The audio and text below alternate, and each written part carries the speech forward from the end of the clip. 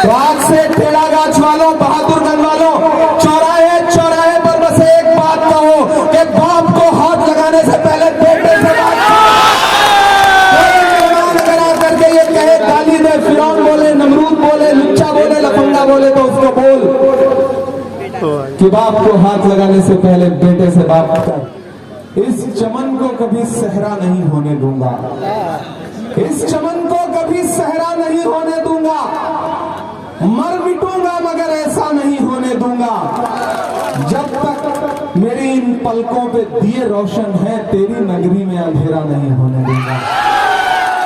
टेढ़ागाछ वालों, एक तरफ प्रोफेसर मुसव्विर आलम खड़े हैं, तो दूसरी तरफ कुछ ऐसे मेहमान हमारे साथी खड़े हैं जो सुबह शाम तकरीरों में कुछ और नहीं कर रहे हैं बल्कि आप लोगों को गाली दे रहे हैं। जी जी, कह रहे हैं कि जो हमारे मुकाबले खड़ा होगा वो फिरौन होगा। सुना तकरीर? नमरूद होगा, फिरौन होगा।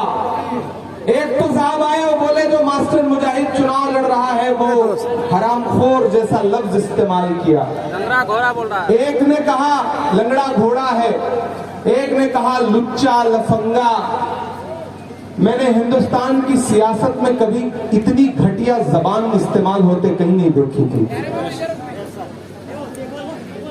मैं तो उस दिन आया था मैं आपके लिए कटलवाड़ी, और मैं तकरीर कर रहा था तो मुसव्विर आलम साहब रोने लगे और मैंने अपने हाथों से इनके आंसू पोंछ दिए। उसका वीडियो लगा लगा के मुझको और प्रोफेसर मुसव्विर आलम को सोशल मीडिया पे जो गाली दिला रहे हैं ये अल्लाह रसूल की बात करने वाले लोग ना, कि कभी कभी लगता है कि हम कैसी सियासत कर रहे हैं, हम किसके बीच में सियासत कर रहे हैं। इससे पहले भी तो सीमांचल में चुनाव हुए हैं, इससे पहले भी तो लोग एक दूसरे के खिलाफ चुनाव लड़े हैं, जीते हैं, हारे हैं, लेकिन क्या कभी किसी को फिरौन कहा गया?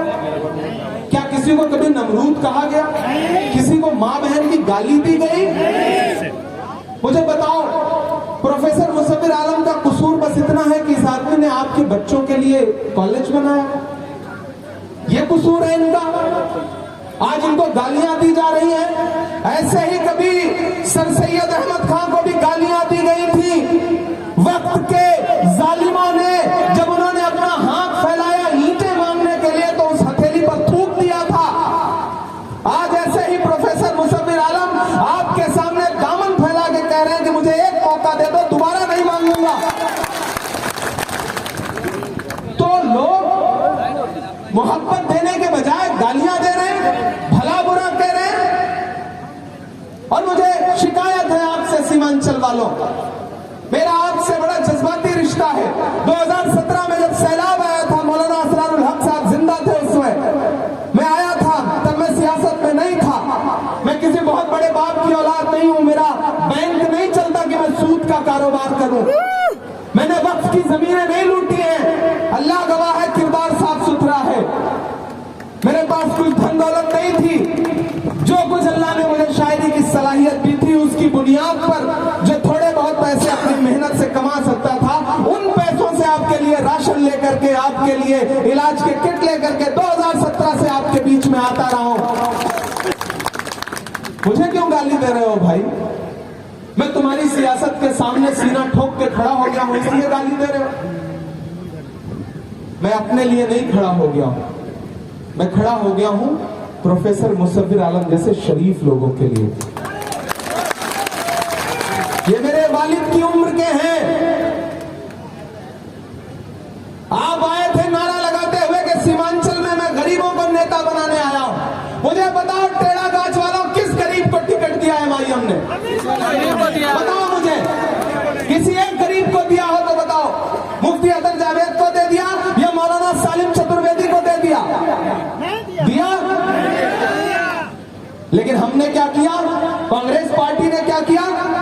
तलाश करके प्रोफेसर मुसव्विर आलम साहब को सिर्फ टिकट ही नहीं दिया बल्कि इनके साथ छाती ठोक के खड़े हो गए और कहा कि गालियां दोगे तो पहले हमें दो।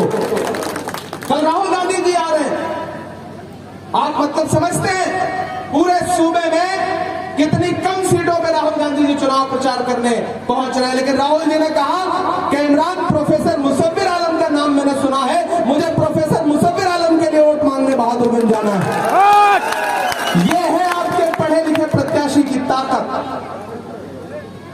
लेकिन आपसे शिकायत है चचा, आपसे भी शिकायत, आप सबसे शिकायत। इस शख्स के माथे की पेशानी की झुर्रियां देख रहे हैं?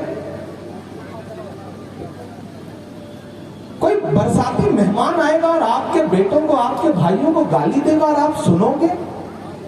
वोट दो या ना दो, गाली कैसे सुन सकते हो अपने बेटों के बारे में आप?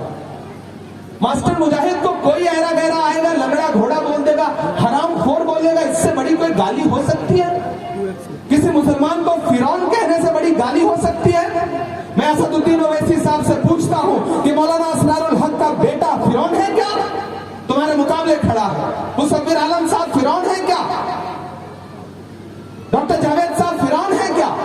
कौन सी जबान इस्तेमाल कर रहे हैं आप गाली दे रहे हैं सीमांचल के लोगों को। सीमांचल के लोगों में आपकी गैरत को पुकारता हूं। चुनाव होते रहेंगे, ये मेहमान आएंगे जाएंगे चले जाएंगे, आप मेहमान नवाज लोग हैं, मेहमानों को कुछ कहिए मत, लेकिन उनको इतना भी हक मत दीजिए कि वो आपके बेटों को, आपके भाइयों को, आपके बुजुर्गों को गाली दें।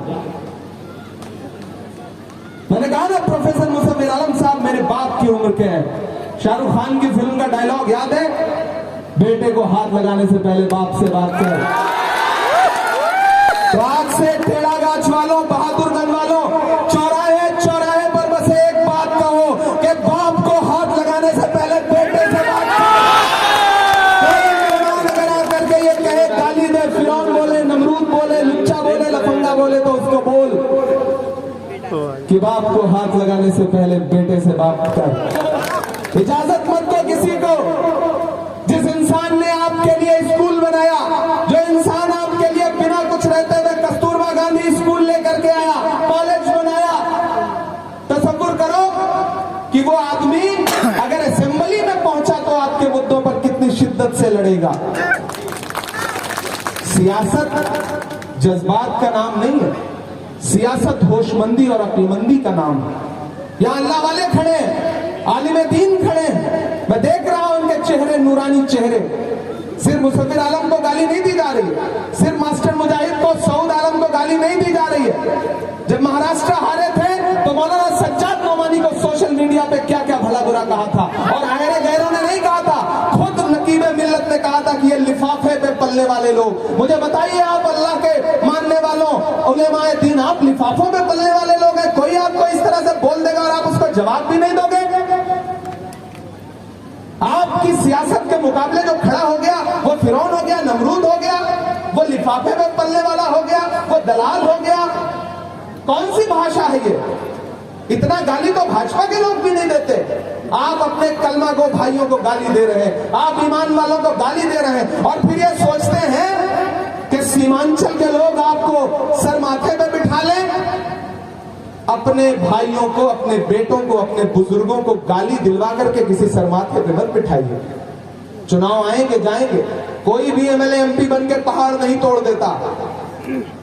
सच्ची बात कह रहा हूं, कड़वी बात कह रहा हूं। लेकिन उस आदमी को चुनिए जो आपके लिए खुलूस के साथ खड़ा रहे, जिसको बात करने की तमीज हो। सबसे बड़ी बात तो यही है कि बदजुबान ना हो। लेकिन प्रोफेसर साहब, आप सब्र रखिए, क्योंकि अल्लाह के रसूल ने कहा है सब्र करने वाला इंसान सबसे बड़ा होता है।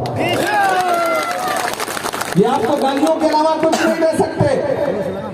लेकिन याद करिए कि जब अल्लाह के रसूल के ऊपर एक बुढ़िया कूड़ा फेंकती थी, और एक दिन जब वो कूड़ा फेंकने के लिए नहीं आगे आई तो अल्लाह के रसूल उसका हाल चाल लेने गए। तो ऐसा ही कोई हैदराबाद वाला मिल जाए तो उनसे पूछ लीजिएगा कि भाईजान कैसे हैं, क्यों गाली दे रहे हैं हमें? हम तो अपने हैं, हमें क्यों गाली दे रहे हैं? हमें फिरौन क्यों कह रहे हैं? हमें नमरूद क्यों कह रहे हैं? खुलूस के साथ